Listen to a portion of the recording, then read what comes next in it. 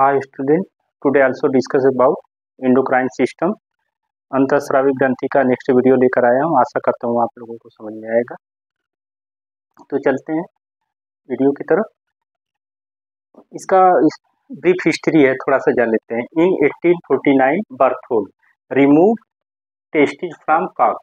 इन्होंने क्या किया था कि जो काक मीन्स मुर्गे के रिप्रोडक्टिव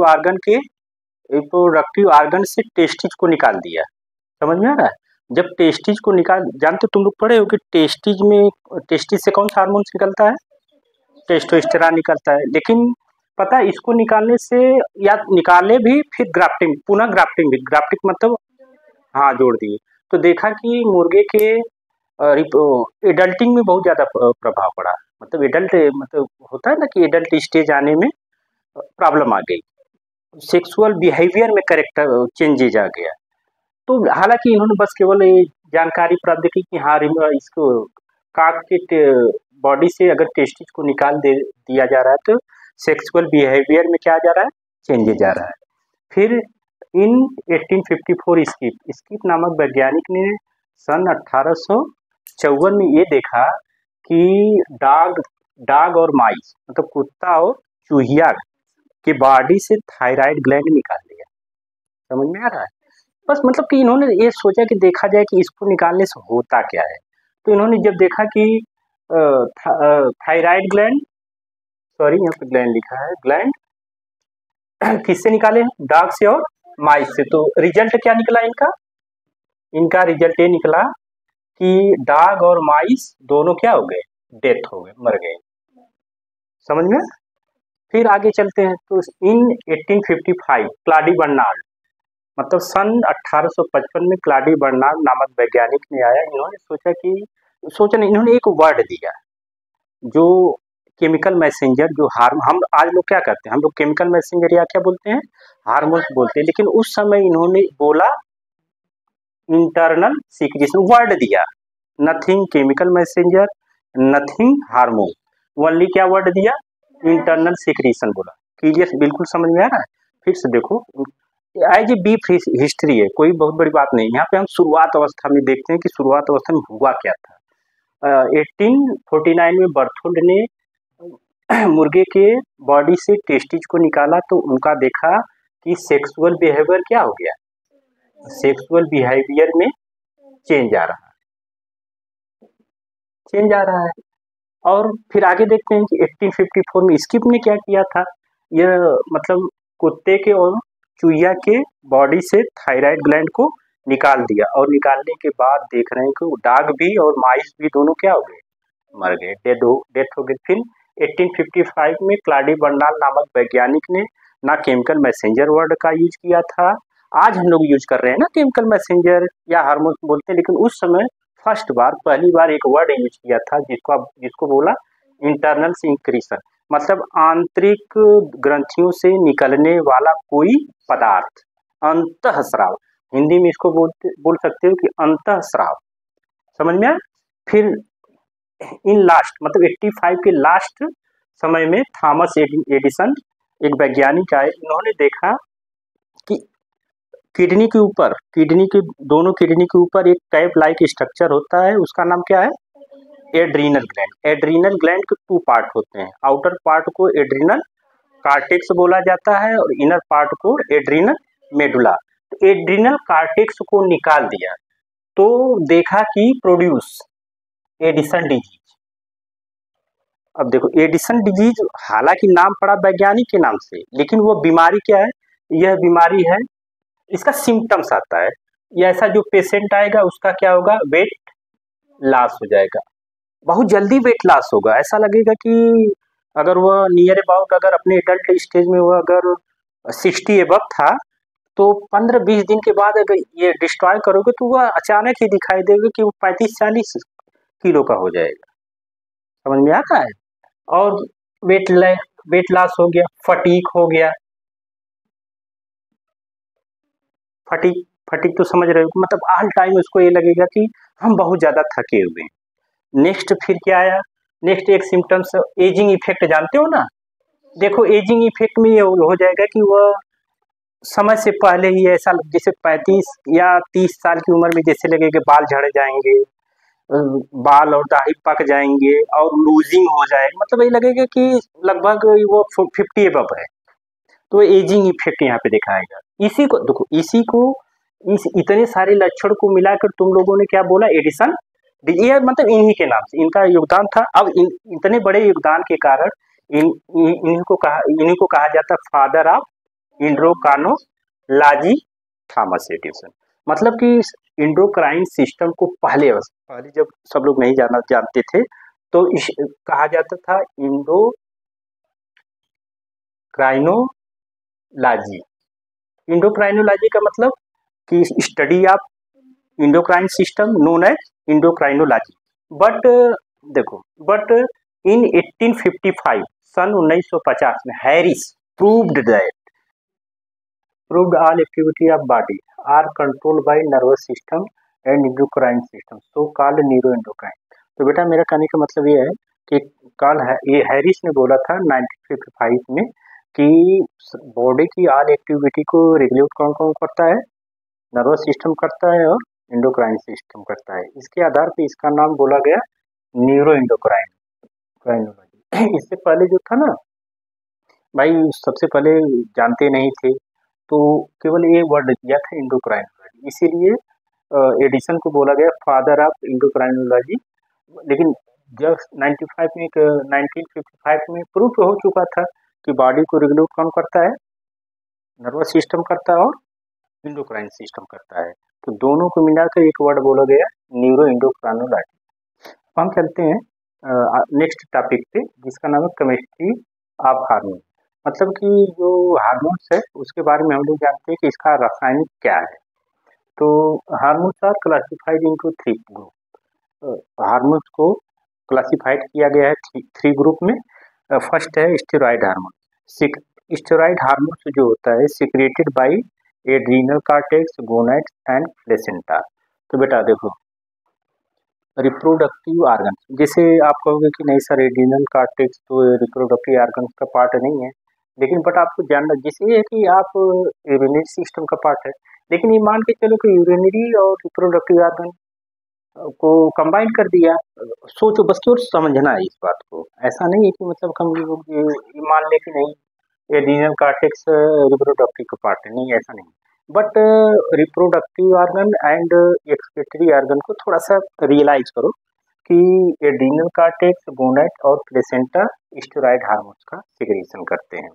जैसे समझो कि हम आपको बोले कि जाओ जल्दी पानी लेकर आओ, तुरंत आप उठे, अरे सर ने बोला, तुरंत जाओगे पानी लेकर आओगे। फिर जाओगे, हम कहेंगे कि बेटा ऐसा नहीं करना है, तो आप कहोगे कि नहीं सर बोले ऐसा नहीं करना है। तो ऑल एक्टिविटी, एक्साइटेड एक्टिविटी, जैसे मैं आपको अगर कोई भी वर्ड इलिजिबल बोलूँ तो आपको लगेगा सर ने इलिजिबल बोला, ऐसे हटली हो जाओगे।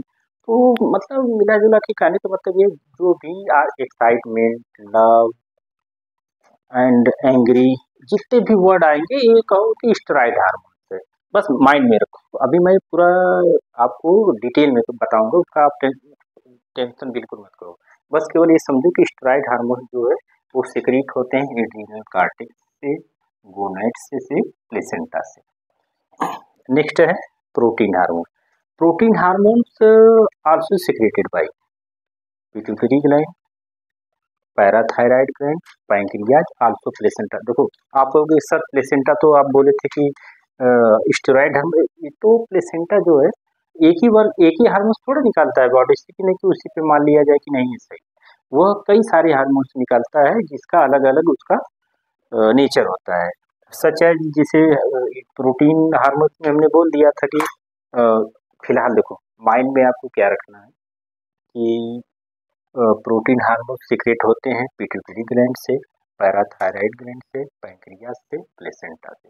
आगे मैं पूरा डिटेल बताऊंगा, पूरा आपको नाम भी मालूम हो जाएगा कि कौन कौन से हार्मोन प्रोटीनियस है, स्टेरॉइड है, टायरोसिनेशन है।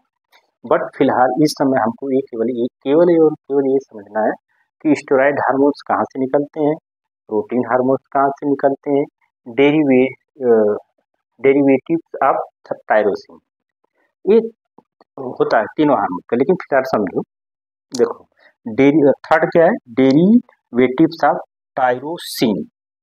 अब देखो डेरिवेटिव ऑफ टायरोसिन ये कहाँ से क्रिएट होते हैं, mainly thyroid gland and adrenal gland. देखो बेटा समझो इस बात को, आपको ये जो डेरिवेटिव्स ऑफ टायरोसिन है, टायरोसिन एमिनो एसिड है। तो आप कहोगे कि नहीं सर, जब अमीनो एसिड है तो हम मान सकते हैं कि नहीं प्रोटीन है। बट अगर आप ये समझो कि monomeric unit of amino acid है ना, बट एक अमीनो एसिड अगर कन्वर्ट होगी दूसरे में तो उसको हम नहीं कहेंगे कि नहीं ये अमीनो एसिड का डेरिवेटिव है, ओ सॉरी प्रोटीन का डेरिवेटिव। टायरोसिन कन्वर्ट हो रही है ना, डेराइव करा रही है, टायरोसिन डेराइव करा रही है कि इतने हार्मोन्स निकालो। इसीलिए हम लोग तो इसको क्लासिफाइड कर दिए हैं स्टेरॉइड हार्मोन्स, प्रोटीन हार्मोन्स और डेरिवेटिव्स हार्मोन। तो आशा करता हूँ कि आप लोगों को पूरा क्लियर समझ को। फिलहाल अगर न समझ में आए तो मैं फिर से रिपीट करता हूँ। जैसे समझो बेटा, इंडोक्राइन सिस्टम को आज ये फर्स्ट टाइम जो नॉलेज न था या था भी तो क्या बोला जाता था, endocrinology, study of endocrine gland known as endocrinology. In 1849 Berthold एक साइंटिस्ट थे, क्या किए कि कॉक से, कॉक मीन्स मुर्गा होता है या रोस्टर, इंग्लिश में रोस्टर बोलते हैं, तो रोस्टर के बॉडी से टेस्टिस को रिमूव किए। तो देखा कि उसमें जो मेच्योरिटी आती है, मेच्योरिटी का मतलब एडल्टेशन नहीं दिखा पाया। अब फिर 1854 में स्कीप ने replace of thyroid gland in dog and mice, मतलब कि डॉग मीन्स कुत्ता, माइस मीन्स चूहिया से थायराइड ग्लैंड को रिप्लेस कर दिया। तो देखा कि बोथ आर डेथ, है ना, रिजल्ट क्या निकला, डेथ हो, दोनों एनिमल से डेथ हो गए। फिर 1855 में कार्ली बर्नार्ड आए। जैसे इन्होंने ये बोला, एक वर्ड बोला, जैसे इस समय तो हम लोग बोलते नहीं हार्मोन्स कम है, हार्मोन्स तो नहीं निकला, तो उससे पहले हार्मोन्स वर्ड नहीं था, तो इन्होंने एक वर्ड बोला था इंटरनल सिक्रीशन। इंटरनल मतलब अंतः श्रावण। फिर उसके बाद आए थे लास्ट में 1855 के लास्ट में थॉमस एडिसन आए। उन्होंने बताया कि डिस्ट्रॉय एड्रीनल कॉर्टेक्स, मतलब एड्रीनल जो किडनी के ऊपर कैप लाइक स्ट्रक्चर होता है उसको बोला जाता है एड्रीनल ग्लैंड। उसके टू पार्ट होते हैं, एक अपर पार्ट जो होता है या आउटर पार्ट होता है कार्टेक्स, इनर पार्ट होता है मेडुला। कार्टेक्स को हटा दिया तो उन्होंने देखा कि कुछ सिम्टम्स, जैसे आप कहोगे कि नहीं सर ये डिजीज का नाम एडिसन डिजीज नहीं, एडिसन सिम्टम्स लाता है। क्या क्या लाता है, वेट लॉस लाता है। वेट लॉस अगर ये मान के चलो कि अगर कोई मेल या फीमेल हो, अगर एडिसन डिजीज है उससे 15 डेज पहले है तो उसको पता चलेगा कि नहीं वो 60 एबव है। बट अगर वो 15 दिन के बाद देखोगे तो उसका 45 आ जाएगा, 45, 40, 30 आ जाएगा, क्योंकि इतना ज़्यादा वेट लॉस। फिर फटीग ऑल टाइम उसको लगेगा कि वर्किंग टाइम मैं बहुत ज़्यादा वर्क करती हूँ, फटीग में थकावट महसूस करा। एजिंग इफेक्ट का मतलब बेटा जैसे ऐसे समझो कि कोई व्यक्ति अगर 35 ईयर ओल्ड है तो 35 ओल्ड में कहोगे अरे यार तुम अभी 30 या 35 को तुम तो बिल्कुल ऐसा लगता है कि 50 एबव हो, तो एजिंग इफेक्ट लाता है। ये सारे सिम्टम्स मिला के एक वर्ड बोला गया एडिसन डिजीज। एडिसन डिजीज मतलब कि इस साइंटिस्ट के नाम पे एडिसन डिजीज पड़ा। फिर उस समय ये father of endocrinology Thomas Edison को बोला गया। भाई उस समय ये नहीं जाना जाता था कि जो बॉडी को रेगुलेट करती थी इंडोक्राइन सिस्टम और नर्वस सिस्टम दोनों करता था, लेकिन 1955 हैरिस ने प्रूव कर दिया कि बॉडी की ऑल एक्टिविटी को जो रेगुलेट करता है वो केवल कौन रेगुलेट करता है, नर्वस सिस्टम करता है और इंडोक्राइन सिस्टम करता है। तो बोथ आर, दोनों को मिलाकर हैरिस ने बोल दिया कि न्यूरो इंडोक्राइनोलॉजी। अब फिर आगे चलते हैं कि ये जो केमिस्ट्री है, केमिस्ट्री पर तो केमिकल मैसेंजर या हार्मोन्स का नेचर क्या है, नेचर क्या है भाई कि यह 3 नेचर दिखा था, स्टेरॉइड हार्मोन, बेटा स्टेरॉइड हार्मोन हम आगे रिव्यू करेंगे। फिलहाल स्टेरॉइड हार्मोन्स निकलते कहाँ से? एड्रिनल कॉर्टेक्स से, गोनाड से, प्लेसेंटा से। और प्रोटीन हार्मोन्स कहाँ से सीक्रेट होते हैं? पैराथायराइड ग्लैंड से, पैंक्रियास से, प्लेसेंटा से। And derivatives of tyrosine, tyrosine amino acid का एक नाम है और उसको वो सीक्रेट करता है थायराइड ग्लैंड की, जिसे T3, T4, TSH जितने भी हार्मोन्स ये है थायराइड ग्लैंड के वो टायरोसिन डेरिवेटिव होते हैं, also adrenal medulla. So thank you and